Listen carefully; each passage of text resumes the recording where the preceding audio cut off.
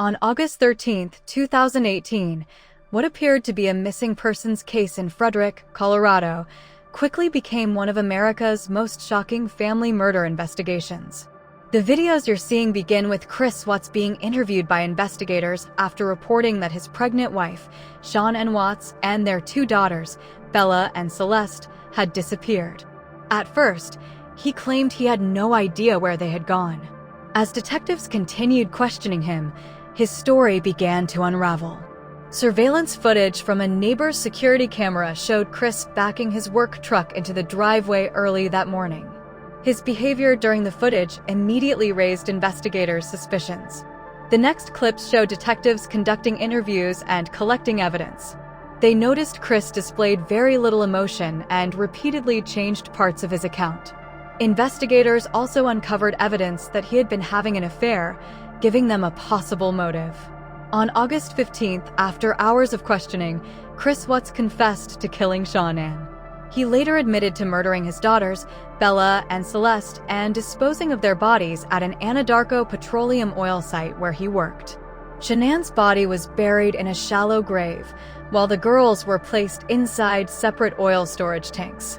The investigation moved quickly. Rather than going to trial, Chris Watts accepted a plea agreement. In November 2018, he pleaded guilty to 9 criminal counts, including multiple counts of first-degree murder, unlawful termination of Shanann's pregnancy, and tampering with deceased human bodies.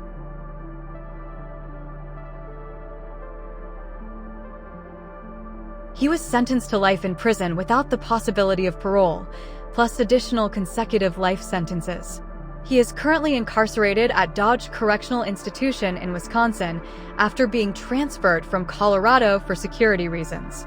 Today, the case remains closed. There have been no successful appeals, no credible evidence clearing Chris Watts, and no indication that his convictions will be overturned. While documentaries, books, and online discussions continue to examine the case, the official investigation concluded that Chris Watts acted alone. The murders of Sean Ann, Bella, Celeste, and unborn baby Nico continue to be remembered as one of the most devastating examples of family violence in modern American criminal history. Current status of the case, 2026. Chris Watts remains imprisoned, serving multiple life sentences without parole. There have been no major legal developments overturning or changing his conviction.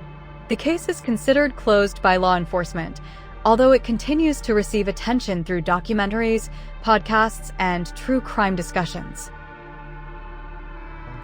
4 and 5 related to Bella and Celeste as a different theory of first-degree murder. The court is going to sentence you to life in the Colorado Department of Corrections, and legally those sentences must run concurrently as a different theory of first-degree murder.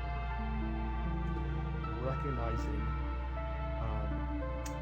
the unlawful termination of pregnancy for an unborn child that has been named Nico, the court absolutely believes that the maximum sentence of 48 years would be appropriate to run consecutive to the other charges, with an additional mandatory parole period of 3 years as set forth by statute.